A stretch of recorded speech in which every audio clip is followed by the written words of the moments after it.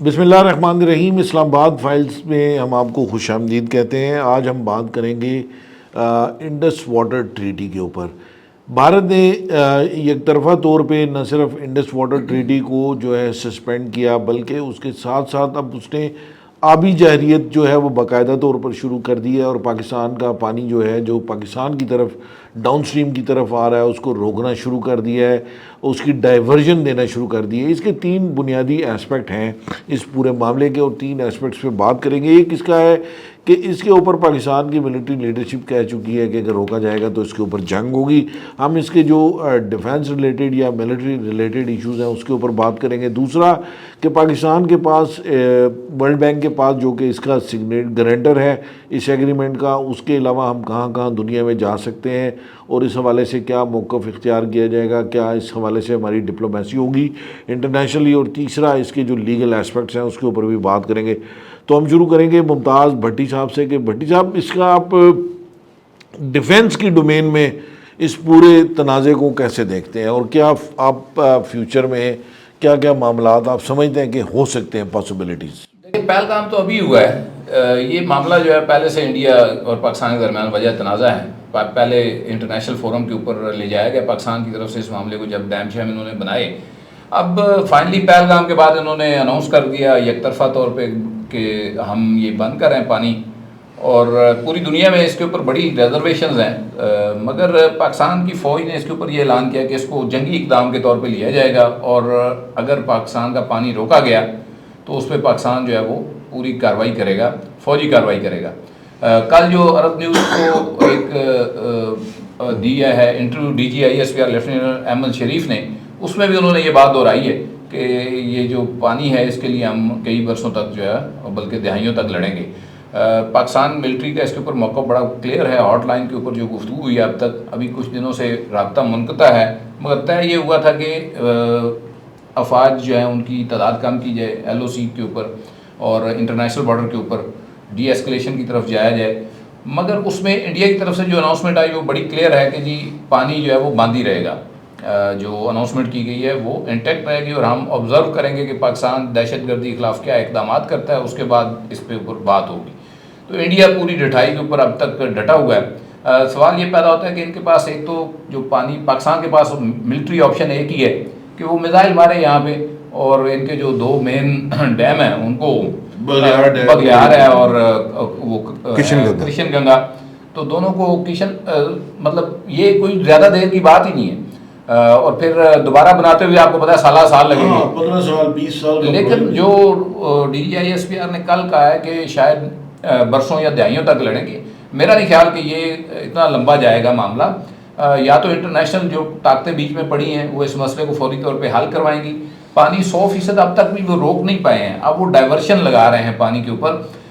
پانی ان کی جو ایک کی کیپیسٹی ہے 1.4 ہے، دوسرے کی ہے 2.8، اور دونوں اوور فلو ہو گئے تھے، پھر انہوں نے پانی جو ہے وہ چھوڑا۔ پاکستان ڈیفینس کے حوالے سے یا ملٹری پوائنٹ آف ویو کے حوالے سے یہ بھی بڑا امپورٹنٹ ہے کہ اگر یہ پانی اکٹھا کر کے چھوڑ دیتے ہیں تو پاکستان میں یہ جا کے ڈیلٹا کو ہٹ کرتا ہے، آپ کو پتہ ہے وہاں سے ہوتا ہوا سندھ، اور وہ ڈوبتا ہے جو یا سیلابوں میں بھی اکثر ہوتا ہے، کیونکہ ڈیم تو پیچھے وہ بنانے نہیں دیتے۔ تو اس سے ایک خاص جو بڑا ایریا ہے پاکستان کا، اس کا زمینی رابطہ جو ہے وہ کٹ جاتا ہے، جیسا کہ پچھلے سیلاب میں ہوا، آپ نے دیکھا بہت بڑا سیلاب تھا۔ تو اس حوالے سے بھی یہ پاکستان کی بقا کے لیے بڑا امپورٹنٹ ہے کہ ہمارے اپنے ریزروائر ہوں، اور پانی کا معاملہ اگر ان کے ساتھ حل بھی ہوتا ہے تو یہ اگر پانی چھوڑتے ہیں، کسی وقت اس طرح کی ایسکلیشن ہوتی ہے، دوبارہ کانفلکٹ ہوتا ہے، ملٹری کانفلکٹ ہوتا ہے، اور پانی ان کے پاس وافر ہو اور یہ چھوڑ دیں تو ہمارے جو زمینی فوج ہے اس کی موومنٹ رک جاتی ہے۔ بلکہ آپ سمجھتے ہیں کہ اس وقت جو ضرورت تھی، زیادہ ضرورت ہے کہ پاکستان کے اپنے ریزروائرز ہونے چاہیے تھے جو ہم سم ہاؤ پولیٹیکل کانفلکٹس کی وجہ سے نہیں بنا سکے؟ دیکھیں، دو چیزیں ہیں عمران صاحب۔ پہلی بات یہ کہ یہ تو بہت ضروری ہے کہ آپ کے اپنے جو ہے وہ ڈیم ہوں، مگر اس سے زیادہ ضروری یہ ہے کہ یہ 370 کی طرح جو معاملہ ہے نا، کشمیر کا سٹیٹس ختم کیا گیا کہ جی ہم یہ جنگ برسوں آپ برس لڑیں گے، یہ برسوں برس لڑنے والی جنگ نہیں ہے۔ 3 جنریشن ہے، ہر جنریشن ہماری جو ہے قرض کے طور پہ کشمیر کا مسئلہ اگلی جنریشن کے اوپر لاد کر چلی جاتی ہے، جبکہ ہمارا اس وقت جو ملٹری کانفلکٹ ہے دنیا میں وہ صرف ایک ہے، وہ کشمیر ہے۔ اور باقی افغانستان جو ہے وہ دو طرفہ تعلقات ہیں، بائیلیٹرل اچھے ہوں گے، اچھے نہیں تو برے ہوں گے تو ہم بھی ماریں گے، وہ تو دونوں مطلب کر ہی رہے ہیں دہشت گردی. تو اصل جو مسئلہ ہے نا ہمارا، جس کے لیے ہم نے یہ ایئر فورس، یہ JF-17، یہ ملٹری، یہ ڈیفینس بجٹ، یہ فلاں ٹمکان، وہ صرف کشمیر ہے. یہ ہمارے لوگ بھول جاتے ہیں بڑی جلدی.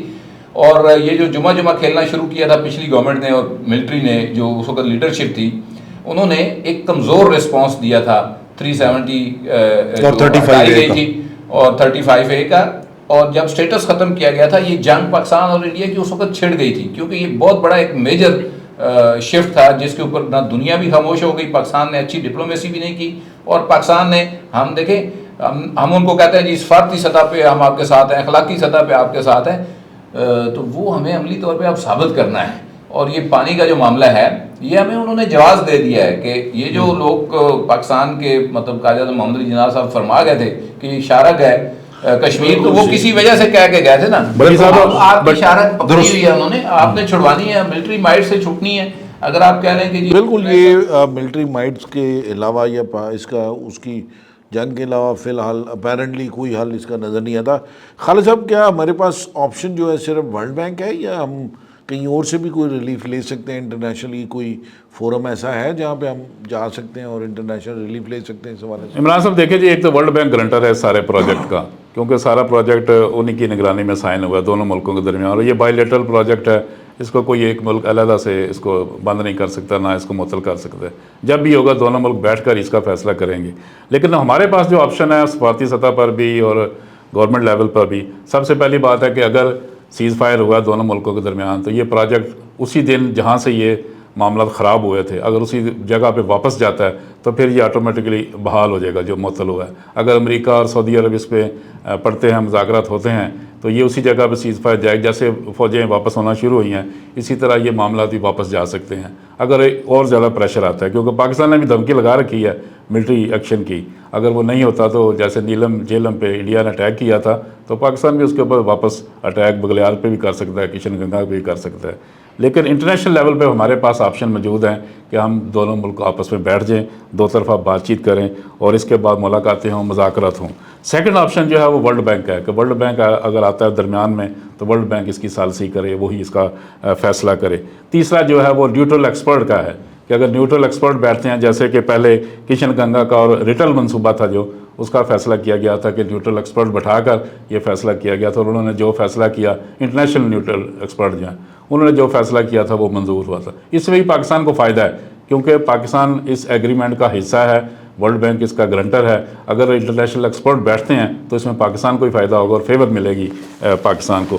اس کے علاوہ ہمارے پاس فورم ہے اقوام متحدہ کا، سلامتی کونسل ہمارے پاس، ہم اس کے ممبر ہیں، ہم وہاں پہ جا سکتے ہیں. UN کی جنرل اسمبلی میں ہم جا سکتے ہیں. سلامتی کونسل کے جو 15 ممبر ہیں، جس میں 5 مستقل اور 10 غیر مستقل ہیں، ہم وہاں پہ اپنا فورم پہ جا سکتے ہیں. وہاں بھی ہماری لابی کافی مضبوط ہے، اسٹرانگ ہے، ہم وہاں پہ یہ معاملہ ڈسکس کر سکتے ہیں. اس کے علاوہ ہمارے پاس جو مسلم امہ کا ایک پلیٹ فارم ہے جو کافی عرصہ خاموش رہتا ہے، OIC کا پلیٹ فارم، ہم شور ڈال سکتے ہیں اس پلیٹ فارم کے اوپر بھی کہ انڈیا کے اوپر پریشر ڈالا جائے، مسلم ممالک جو ہیں وہ انڈیا کے اوپر پریشر ڈالیں تاکہ وہ ہمارے حق میں آ سکیں. اس کے علاوہ تھنک ٹینک پہ ہم جا سکتے ہیں، عالمی میڈیا پہ ہم اپنا موقع بیان کر سکتے ہیں. لیکن لاسٹ آپشن ہمارے پاس موجود ہے کہ ہم عالمی عدالت میں چلے جائیں، جہاں پہ یہ فیصلہ ہو کہ دونوں ملکوں کے درمیان جو یہ تنازع پیدا ہوا ہے، اس میں ذمہ دار کون ہے، کس کو نقصان ہو رہا ہے اور کس نے یہ پہل کی ہے. ہم سارا کیس اپنا عالمی عدالت میں لے کے جا سکتے ہیں. اور توقع یہی ہے کہ ہمارے پاس یہ فورم موجود ہیں، ہم کوشش کریں گے کہ ان فورم کے اوپر بات کی جائے. آرگنائزیشن آف اسلامک کنٹریز کی تو اب تک کی جو صورتحال ہے وہ تو صاف نظر آتی ہے، وہ کوئی بھی کانفلکٹ وہ بھی صرف ایک پریس ریلیز کی حد تک یا ایک جوائنٹ کمیونیکے کی حد تک. لیکن یہ جو بات انٹرنیشنل کورٹ آف جسٹس والی ہے، یہ کافی سمجھ آتی ہے. پاکستان کے پاس یہ بھی آپشن ہے کہ Pakistan international court of justice میں جا سکتے ہیں. اس کے ٹیکنیکل پہلو کیا ہیں، جو لیگل اس کے اسپیکٹس کیا ہے، اگر آپ بریفلی فیصل ذرا بتائیں اس کے. ایک طرف آتے ہوئے آپ بریفلی ہو جاتے ہیں. بہرحال چلیں، دیکھیں سندھ طاس معاہدہ جو ہے انڈس واٹر ٹریٹی، اس کا آرٹیکل 12(4) بڑی واضح ہے کہ اس میں کوئی یونیلیٹرل سسپینشن کا کوئی لفظ شامل ہے ہی نہیں، اور انڈیا نے جو کچھ کیا ہے وہ ماورائے یہ معاہدہ ہے، اور انڈیا ایسا کر نہیں سکتا.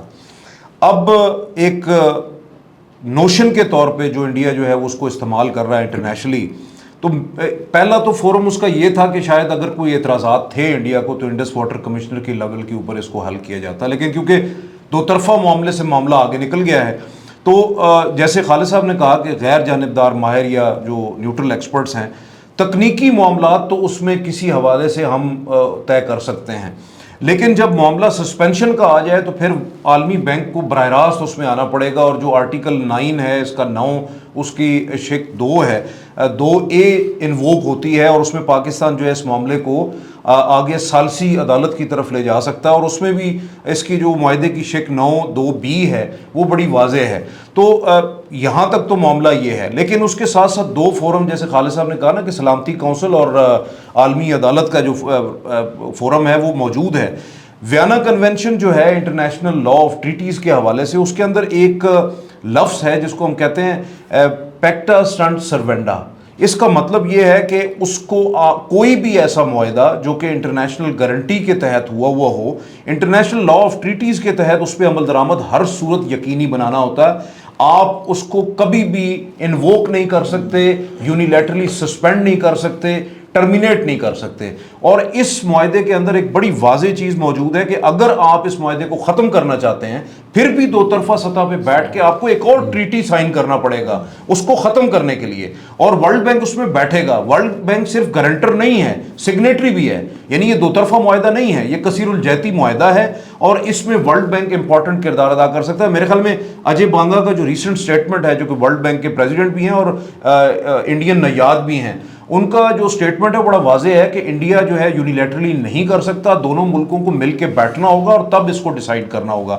तो ये बड़ा अहम है और बड़ा वाज़ेह है। डेविड लेमे जो कि बरतानिया के वज़ीर ख़ारजा हैं, उन्होंने पाकिस्तान के दौरे के मौके पे ये वाज़ेह तौर पर कहा कि इंटरनेशनल ट्रीटीज़ को एहतराम करना चाहिए और जो इंडस वाटर ट्रीटी है इस पर दोनों मुल्कों को अमल दरामद करना होगा। और इस सिलसिले में बरतानिया और अमेरिका दोनों जो हैं वो चाहते हैं कि पाकिस्तान और भारत दोनों बैठें और अपने आबी मसाइल समेत कश्मीर के मसले और दीगर मुश्तरका तौर पे इस पे बात करें। अक़वाम मुत्तहिदा सलामती कौंसिल जो है वो इस पे बड़ा अहम किरदार अदा कर सकती है, क्योंकि बुनियादी तौर पे अगर अमन को... इमरान साहब एक मिनट, मैं ज़रा मुखल होना चाह रहा हूँ।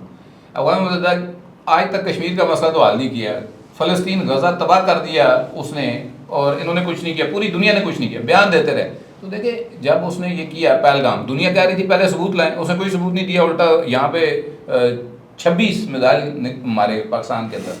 तो इसको जरा मद्देनजर रख के फिर बात करें कि यार नहीं देखिए दुनिया में कम साहब देखिए भट्टी साहब आज तक कोई ये वो बात यह है कि ये फोरम तो मौजूद है ना, ये फोरम में जाना बात ये पड़ेगा। है कि ये बात तो दुरुस्त है कि अक़वाम मुत्तहिदा ने आज तक कुछ नहीं किया, लेकिन अक़वाम मुत्तहिदा का फोरम जो है कश्मीर की रेजोल्यूशन के तहत उस पे कुछ नहीं हुआ। सिक्योरिटी काउंसिल की रेजोल्यूशन के तहत कश्मीर का इस्तिस्वाब नहीं करवा सके आज। गज़ा की लेकिन सूरत हाल आप देख स्टेटस लो ना। खत्म कर दिया। मैं सिर्फ लीगल पैरामीटर्स बता रहा हूं कि अगर अमन को खतरा हो तो जो अक़वाम मुत्तहिदा चार्टर का आर्टिकल 6 है वो इन्वोक होता है और उसके तहत पाकिस्तान ये कार्रवाई कर सकता है थ्रू सलामती काउंसिल। ये भी दुरुस्त है कि भारत के चाहने वाले सलामती काउंसिल में मुस्तकिल अरकान मौजूद हैं, वो वीटो कर देंगे। अच्छा, अब ये बात यह है कि आलमी बैंक जो है उसको सालसी से हट के, सालसी के अलावा एक अपना जो सिफारती किरदार है वो भी अदा करना होगा, क्योंकि अगर वो नहीं करता, क्योंकि देखें इसमें एक एनवायरमेंटल पहलू भी है। इंटरनेशनल जो एनवायरमेंटल लॉज हैं उनके तहत आप पानी के बहाव को नहीं रोक सकते, उसमें ख़ास तौर पे बायोडाइवर्सिटी के मामलात हैं, एनवायरमेंटल डिग्रेडेशन के मामलात हैं, और किसी भी खित्ते की आबादी का पानी नहीं रोका जा सकता। इसमें ख़ास तौर पे UN convention on law of non navigational use of international water courses जो है 1997 शामिल है। और इसमें यह भी मसला है कि दोनों ममालिक गो कि इस कन्वेंशन के मेंबर नहीं है, लेकिन उसके बावजूद अगर सिक्योरिटी काउंसिल जो है उसके ऊपर कोई ऑब्जर्वेशन देती है या उसको जो है वो रेफर करती है किसी भी हवाले से, इवन वो इंटरनेशनल कोर्ट ऑफ जस्टिस को भी रेफर कर सकती है। तो इस सूरत में पाकिस्तान जो है वो इंटरनेशनल कोर्ट ऑफ जस्टिस में, अब इंडस वाटर ट्रीटी के अंदर कोई डायरेक्ट मैकेनिज्म नहीं है कि आप डायरेक्ट चले जाएं और या इंडस वाटर ट्रीटी के थ्रू आलमी अदालत में चले जाएं, लेकिन आप इनडायरेक्टली आलमी अदालत में जा सकते हैं क्योंकि उस इंटरनेशनल सतह पे पाकिस्तान और इंडिया मेंबर हैं, सिग्नेटरी हैं और जा सकते हैं। दूसरा, डिप्लोमेटिकली जाहिर है पाकिस्तान को बड़ा एक प्रोएक्टिव पाकिस्तान के पास ہر طرح کا آپشن اس وقت موجود ہے، اور یقیناً وہ تنگ آمد بجنگ آمد والی صورتحال ہے کہ اگر پاکستان کا پانی روکا گیا تو پاکستان جہاں ڈپلومیٹک ایفرٹس ضرور کرے گا، لیکن اس کے ساتھ ساتھ یہ بھی بڑی واضح بات ہے کہ پاکستان پھر ایک بہت بڑا آفینس جو ہے وہ انڈیا کے اوپر بھی لانچ کرے گا۔ اگر آپ کو ہمارا پروگرام پسند آیا تو کائنڈلی اس کو لائک کیجئے، کامنٹ کیجئے اور سبسکرائب کیجئے۔ Thank you very much. السلام علیکم۔